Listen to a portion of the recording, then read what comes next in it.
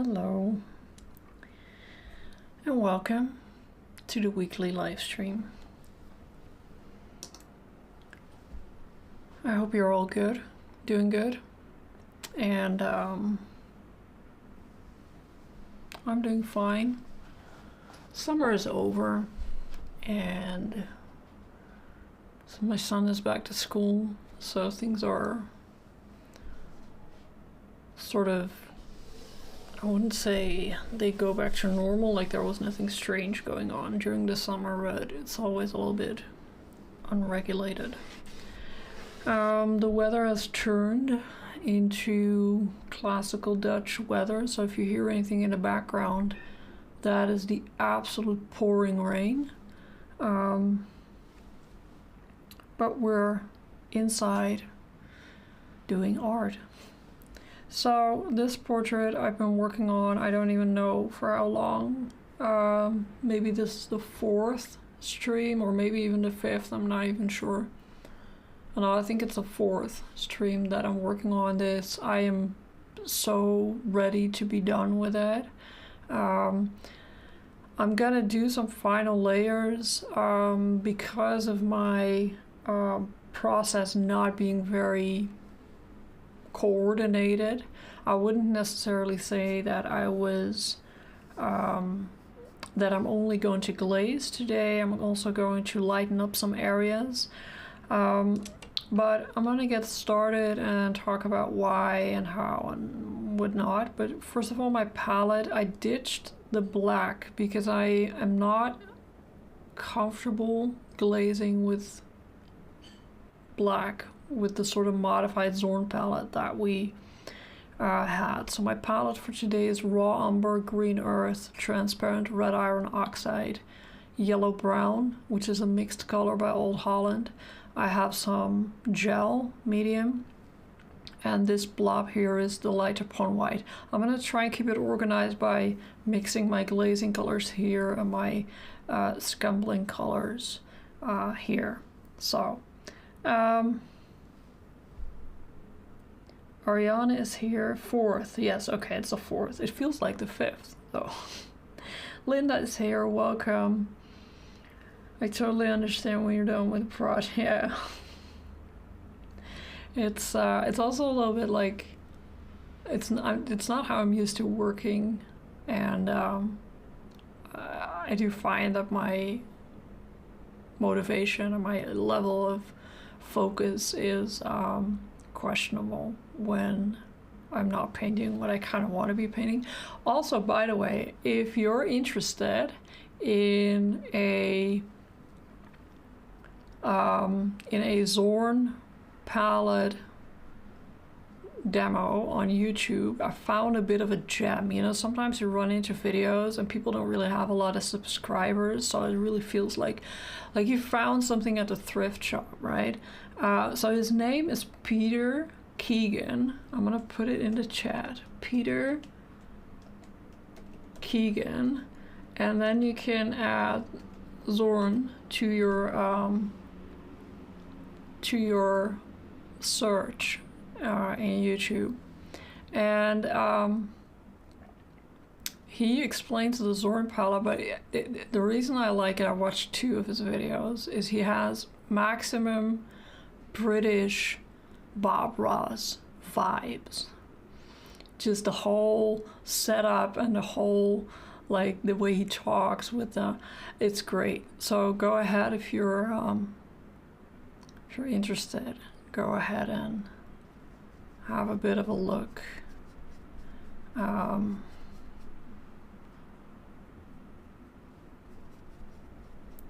I sometimes like watching videos by people who aren't, for some reason the algorithm doesn't agree with them. I don't know why.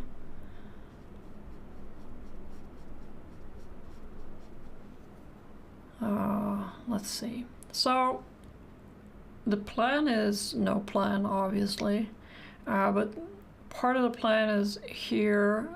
This needs some depth, and it needs a little bit of there's too much redness. I haven't touched the nose in a while. There needs to be a little bit of a blue shift in the eyes and the eye white, and this area is poorly neglected as well. So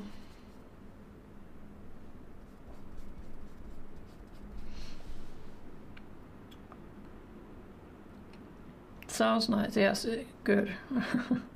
Zoran is how I started painting portraits. That's great. I think it took a bit of a while for me to understand what the whole deal was with the palette.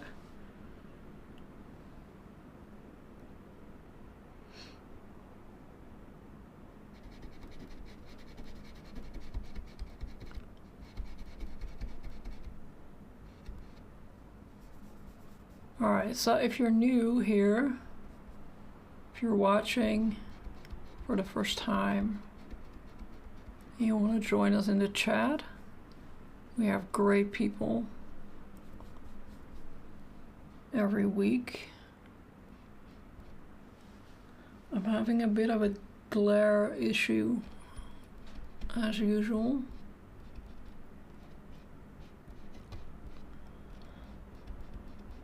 So you can join us in the chat if you want. Alright, so basic glazing stuff is you add a transparent layer. That's really the gist of it. That's really the only thing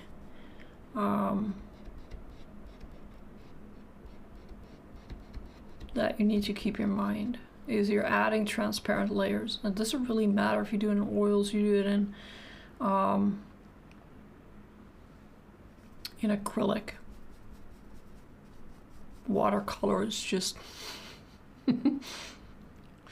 continuous glazing.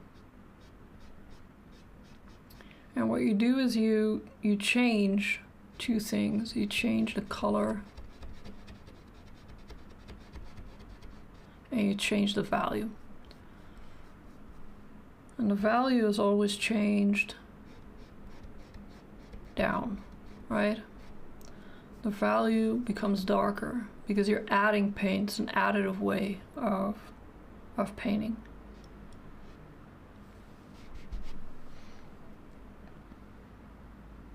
And the other thing you do is you change the color, right? So maybe you want something like this area here,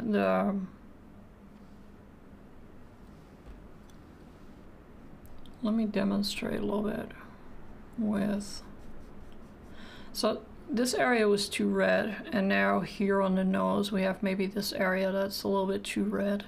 And you glaze, if you want to take out the color that you have, you glaze with its complementary color. Right, so stuff is too red. And then you add a bit of green.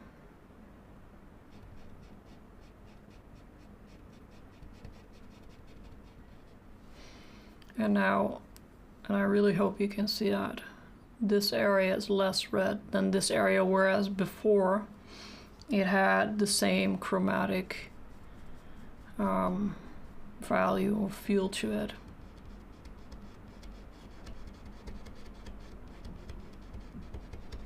So you take out a bit of red.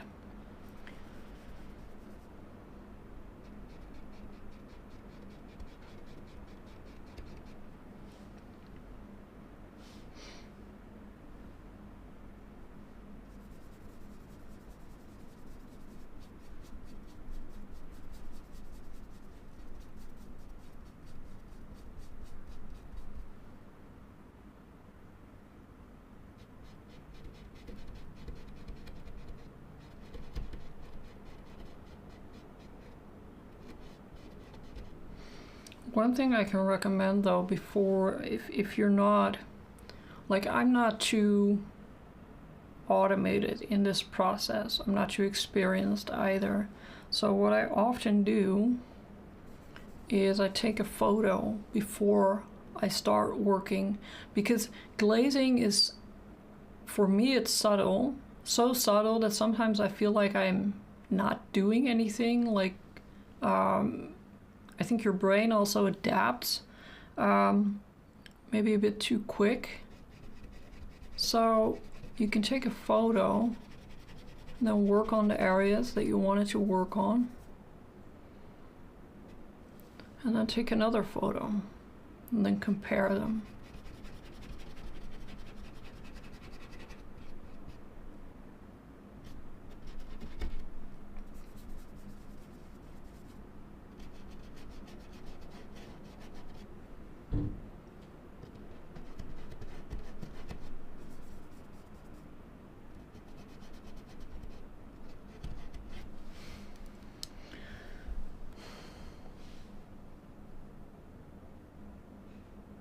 You missed the blue.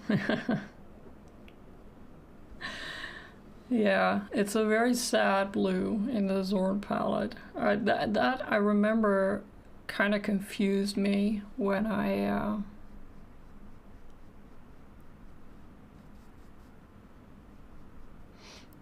started. And they were like, no, black is the blue. And I'm like, how is black a blue? Is this a joke or something? And it's actually a bit of a thing, like, because I thought the Zorn palette was gonna be easy for me, right, to start with, because these colors, these primary colors, drove me nuts. Like, how do you want me to produce a skin tone out of it? And so Zorn palette and other comparable simplified, they call it simple palettes, they also didn't give me the results in the beginning that I was looking for. And the reason for that is you actually need quite a bit of a decent understanding of basic color theory before you work with the Zorn palette. So, because if you don't understand that black functions as a blue, because you don't really understand the function of blue, red, and yellow within color theory, then Zorn palette is just going to confuse the life out of you. So that's what happened to me.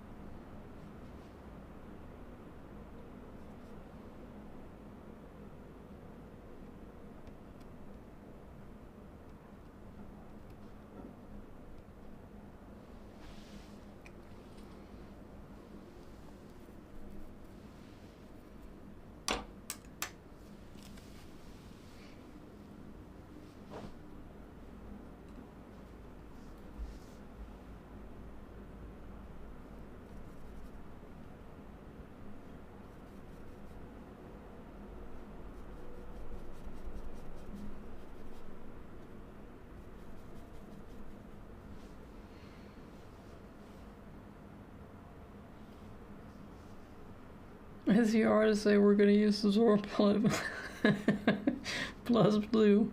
Yeah, right.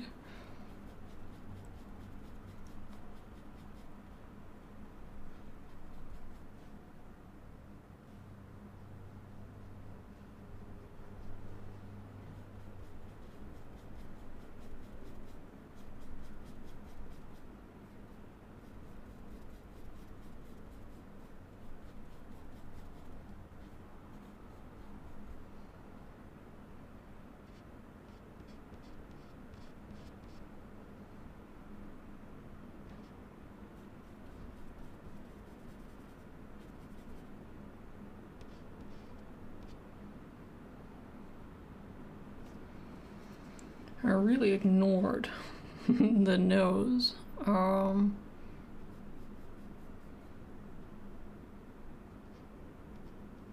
bit the last time.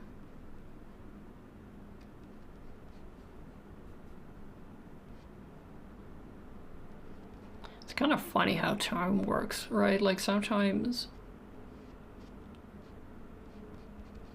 you can't get anything done in an hour, and then sometimes it's so easy.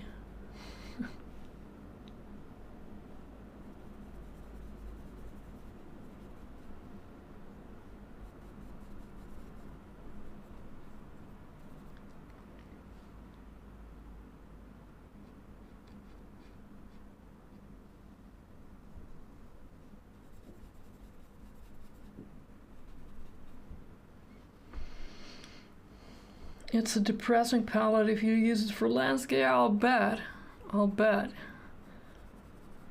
There used to be this, or I don't know if it still exists, I kind of hope not, but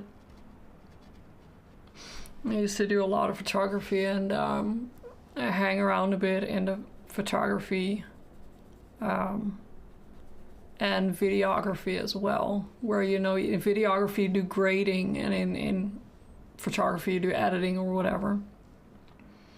And you have these trends, and one of those trends at some point was to basically just completely desaturate anything except the warm tones in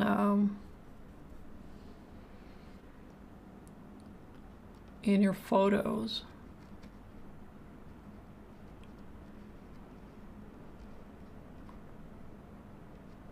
And, you know, I'm like, okay, I guess it can be cute for a while, but it's one of those trends where if you see 1, 2, 3 photos, you've seen them all.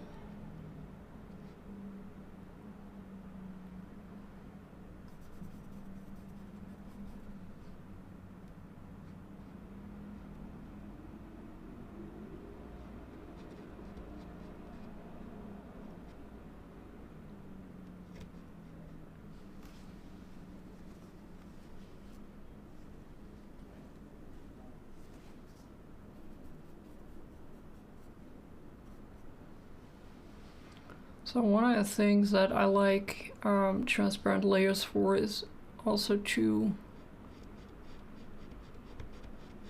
sometimes feather out some shadows. Maybe like this shadow here, it's just a little bit too harsh, maybe.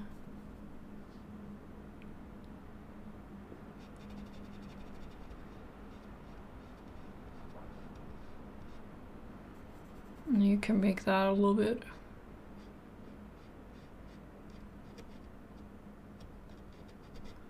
smoother.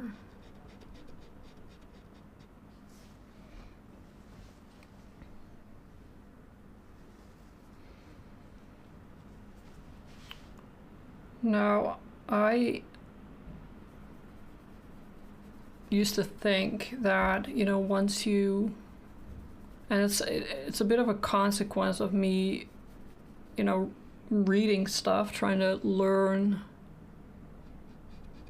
how to paint by reading stuff instead of, you know, following somebody's course or going to an actual class. But I was under the impression that once you start glazing, that is pretty much the end.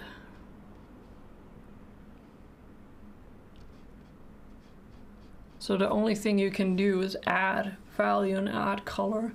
And then I read an article somewhere, I can't remember where, but it was somebody who used glazing and scumbling just at the same time, and it kind of makes sense, because as long as it's part of one layer, it doesn't really matter a whole lot, provided you don't like overuse medium, right? You got to be careful with that a little bit.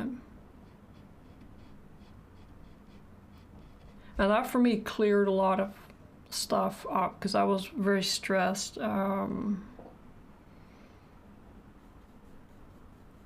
with how I was going to organize my layers and not have everything peel off my work surface.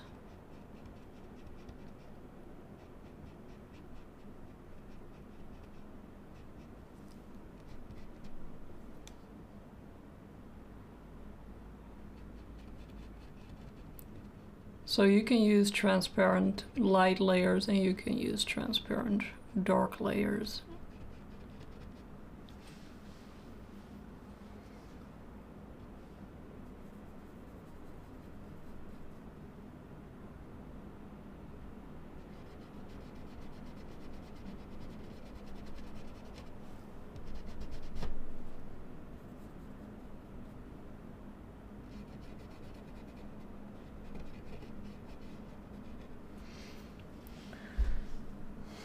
Hi, Kelly.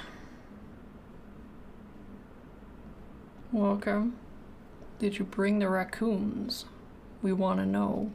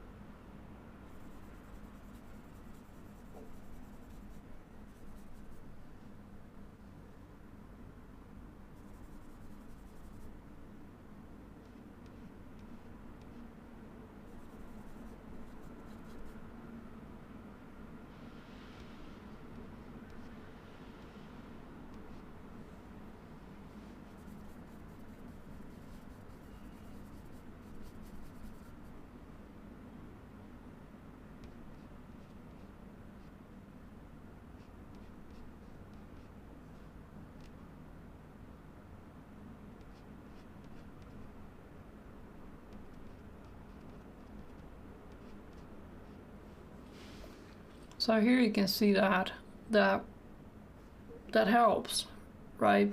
If you don't have, like me, a perfect underpainting and you want to adjust stuff, that works just fine.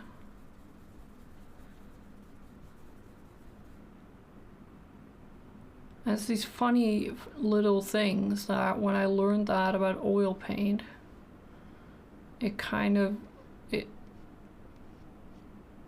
wouldn't say it made me more confident, but it kind of opened up struggles that I had, or like anxiety that I had with oil paint, that I had to follow a certain protocol, and that once, you get to certain layers,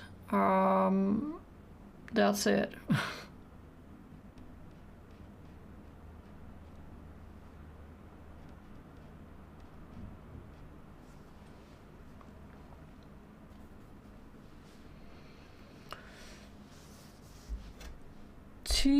Both raccoons are here, as the tree. They're probably why the signing in was full of mischief. The glazing really makes a difference. I'm wondering, when would you know to use glazing or not? So that's a good question. If only my brain was working today. Basically, when you want to glaze, you're trying to resolve either an issue, or you're trying to get to a final stage, right? So let's, in an ideal situation, say that you painted a perfect underpainting, whether it's in a grayscale or in color, doesn't really matter. A lot of times, and especially with oil paint, but I've also, like, it works the same for me with acrylic. A lot of times you finish something and you think it needs just a little bit more contrast. It needs a little bit more depth. It's very difficult to maintain that throughout your painting process in the base layers, right? So sometimes you take a photo. Do you ever have that? You take a photo of your finished artwork and then you run it through Lightroom or whatever, and you up the contrast a little bit. You go like, this looks a million times better. That's, I think, what glazing can do for you in an initial stage. You can add that contrast because it deepens the shadows, basically. And especially in oil paint, because you're using an oil-based medium, it also adds that shine, and it really brings out the life in the shadows. So that's definitely something to consider glazing for, is to add that little last sort of mile of contrast that Instagram filters can do for you, but you can do with glazing. And the other thing that is something you can resolve is an issue in color temperature, right? So you have too much red in an area, and you can tone that down with its complementary color. You have too much yellow in an area, you can tone that down with its complementary color blue. So that's definitely something that you can resolve, or you can change, right? If you're painting something a certain color, you at some point decide that you wanted a different color, that could also be an option.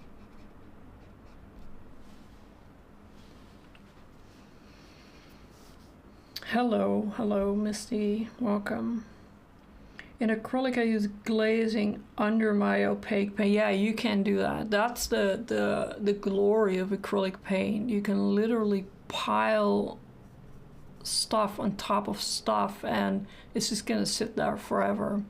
And you can do that in oil, but it needs thinking and planning, and it also needs additional drying time, right? So if you want to do stuff like that, glazing under, I wouldn't I can't recommend it, I'm sorry. And that's kind of where oil paint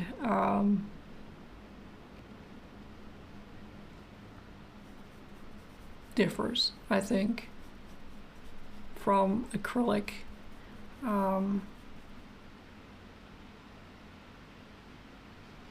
So there are pros and cons.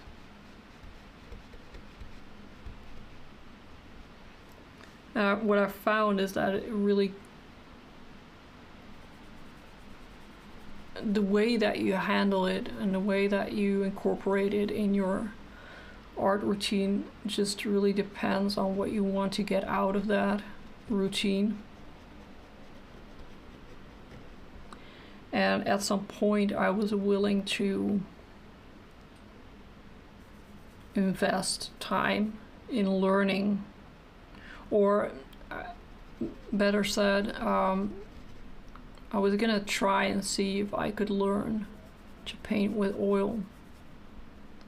And I wasn't sure if it was something that was gonna work for me. And it turned out that it kind of did.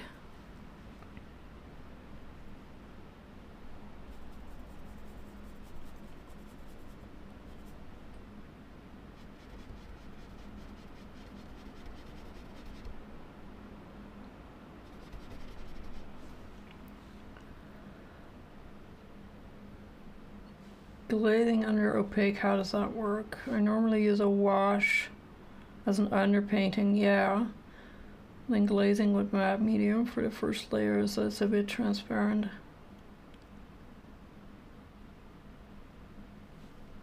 Ah, okay, like that. So if you wanted to do that with oil paint, I think something like Gamsol would be a better option, where you, so Gamsol is a,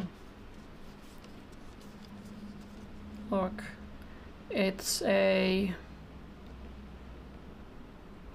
my brain, man, it's not working.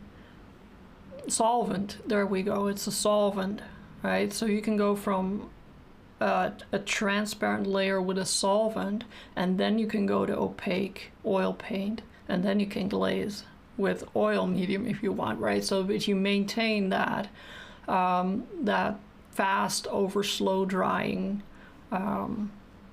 rule, that would be important.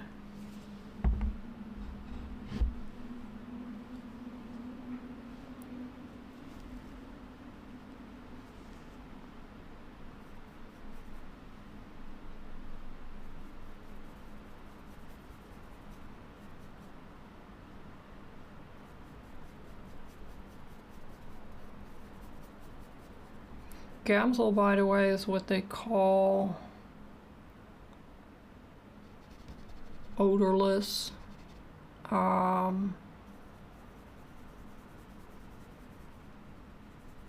Solvent. Like it has low toxicity. I have to say that I am weirdly sensitive to smells. In the beginning, I had a bit of a problem with Gamsol, but I also had a problem with straight up oil paint. So I think eventually I got used to it and it didn't trigger any migraines anymore. But like, not having issues with Gamsol is not guaranteed. Just wanted to mention that.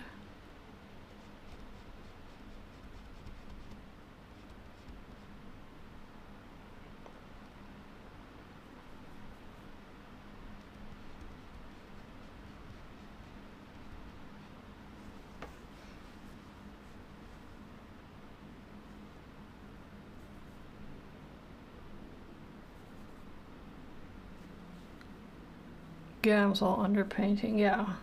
And then oil paint, yeah, that would be the correct order.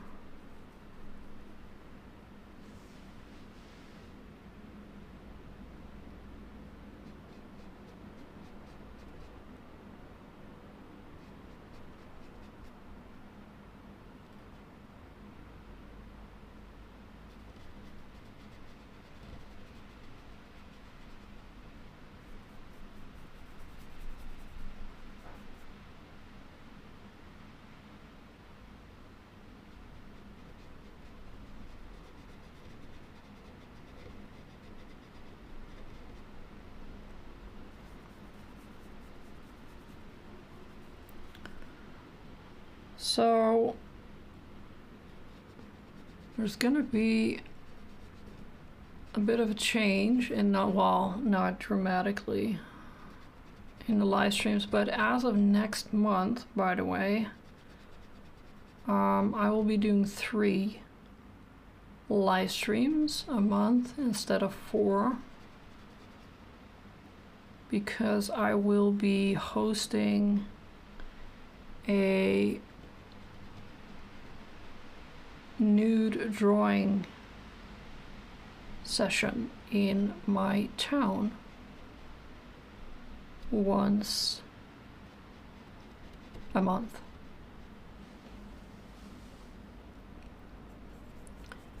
And it really suits them to have that on a Wednesday evening. So I was willing to sacrifice one of my live streams for that. I actually considered offering to stream the whole drawing session, but that may be a little bit ambitious, too ambitious for now.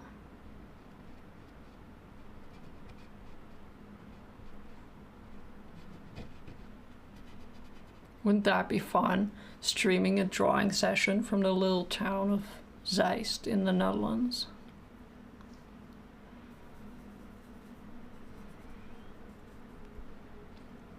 Maybe one day.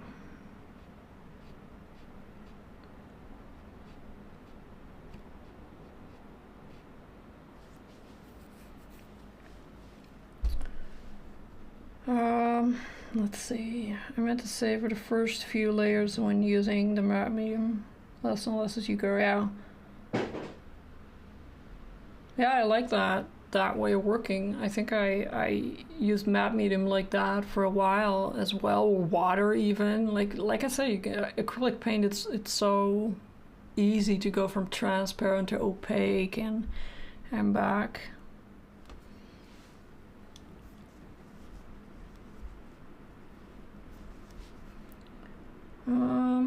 Right.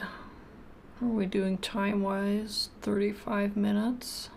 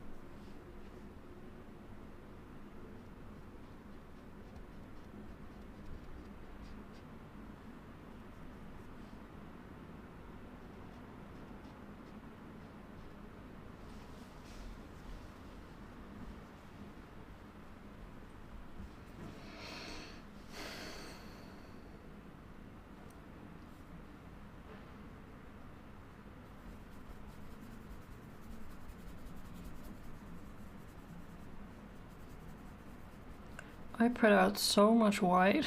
It's a little bit exaggerated.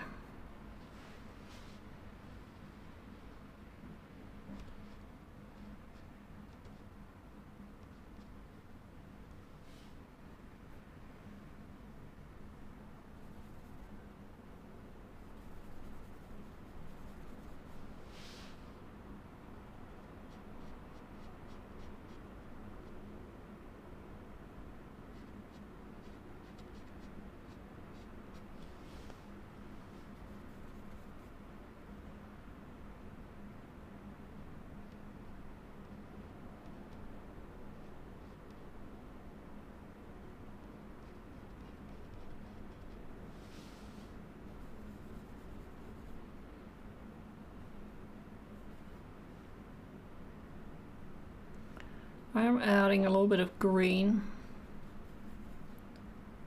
to the lighter areas to sort of, I don't really know if you can see it very well, but I'm trying to counteract that whole, like everything is warm kind of feeling.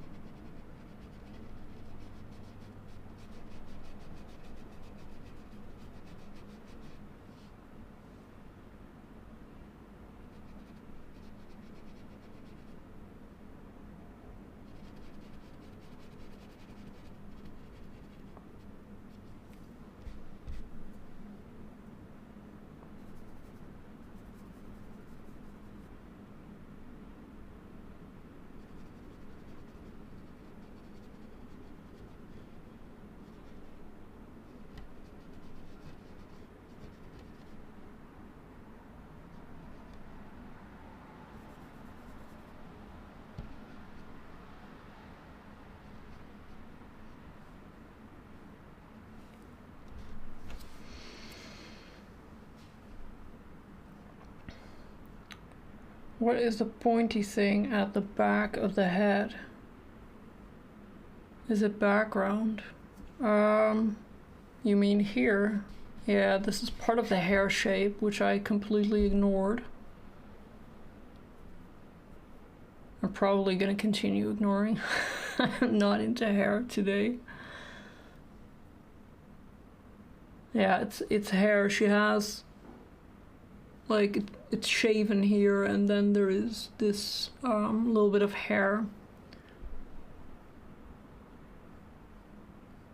Or a picture frame.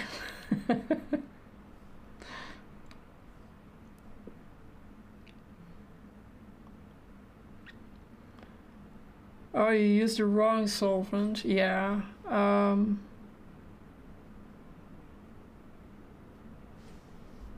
Yeah, don't do the like solvent like chirps or anything. I managed Gamsol for about an hour, right? In a pretty much non-ventilated room, so that is also a thing here. But I don't use Gamsol a lot because I don't usually do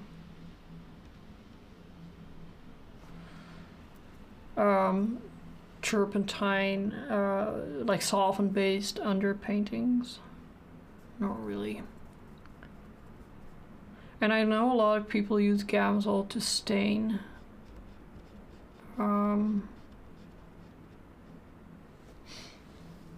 To stain their backgrounds.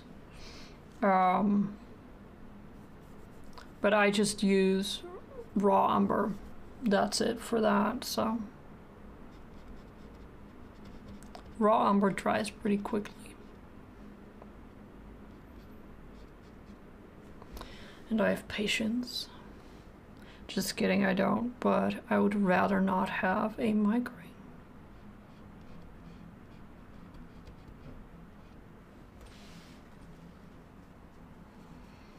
Alright, we need to fix the... Wait, no, let's do the ear first. Alright, about 10 minutes, 15 minutes.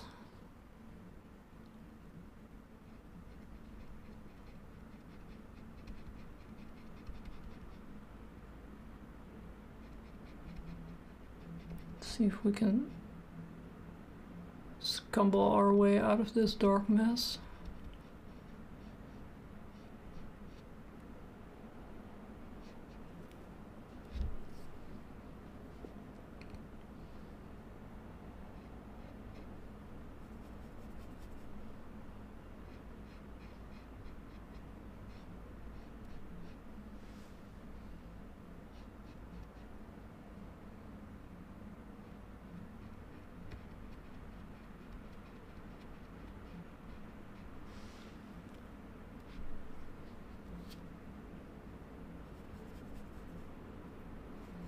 I've been reorganizing my supplies. It's a nightmare. I think I'm gonna sit down. All of a sudden, I don't remember where I put my water soluble oil. That's the thing with cleaning up, right? You always lose the one thing that you need.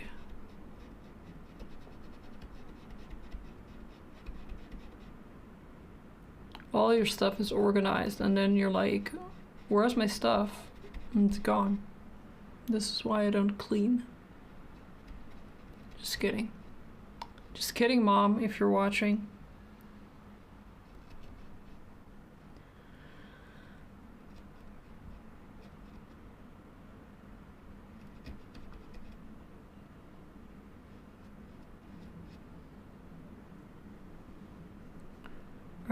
Does this look eerie enough?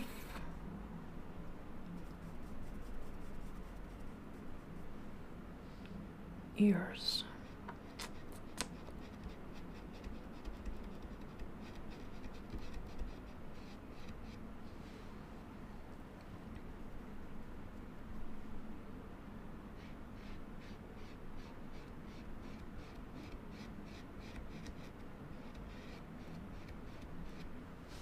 Right, that looks irishly enough to me. Oh, that's a bit ugly.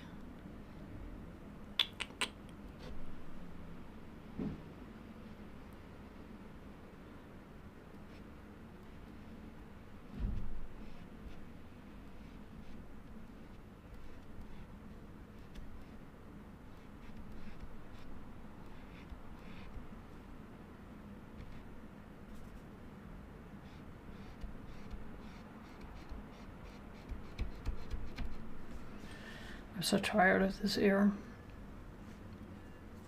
There was so much glare here. I did a lesson with mixed media this week because I couldn't find my charcoal.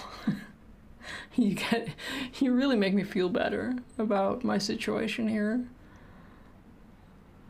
Remember pulling them out during one of your lives. Yeah. We talked about Dale O'Rowney, I think.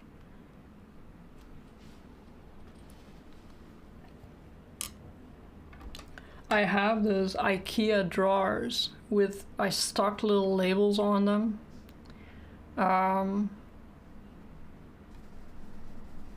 So that I can, you know, find my shit. But the problem is I don't put it back. That's the main issue. I'll be walking around somewhere in the house and thinking, oh, do I have this, do I have that? And I take it from the drawer, I'm like, that's interesting, and then it disappears somewhere.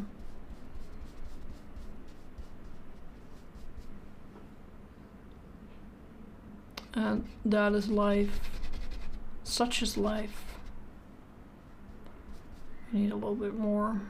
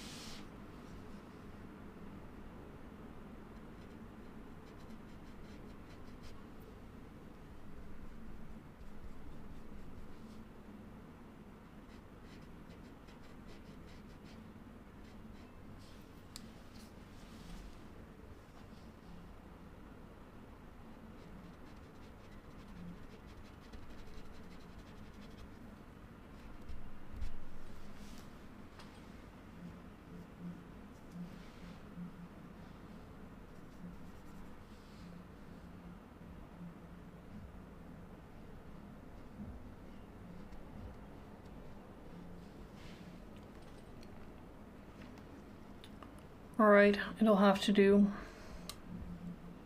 I'm beyond tired of this this portrait. Alright, let me catch up on the chat. Just start making art instead of being frustrated. Exactly, yeah. I've been labeling everything as I go. We're trying.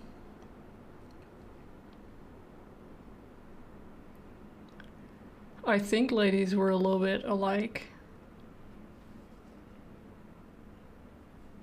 My village doesn't sell charcoal. That's actually, I'm very lucky that we have an art supply store here in this somewhat boring town with, I mean, we have like 30 hairdressers for some reason, but luckily we have one art supply store and a yarn shop as well, so that's good. But they're struggling, so that is, you know, they're struggling, but I hope they stay around.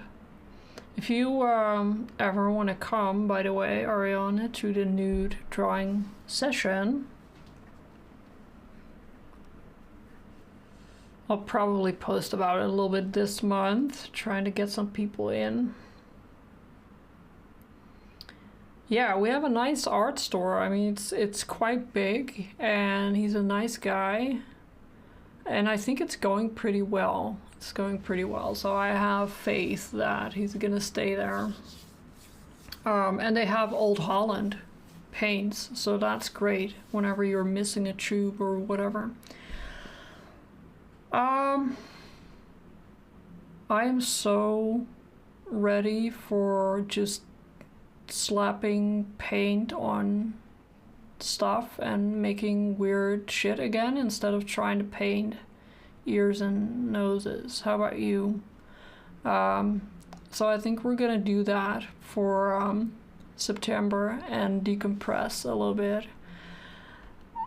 I'm pretty sure I'm gonna take some of these techniques and some of these stuff that I ran into and just mix it in with some of my usually weirder stuff.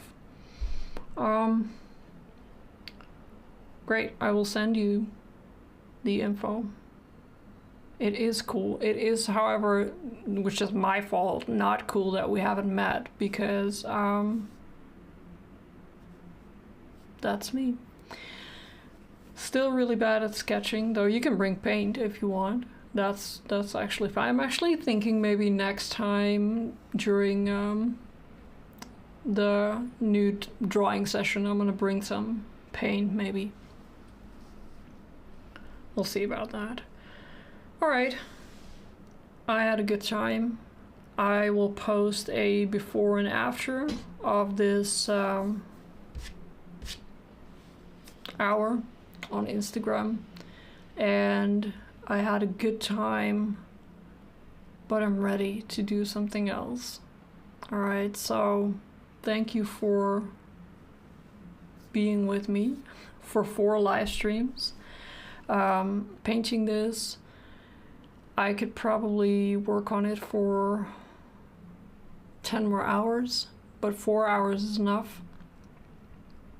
I will come up with some funky stuff to do next time, and the week after, and the week after, and the week after.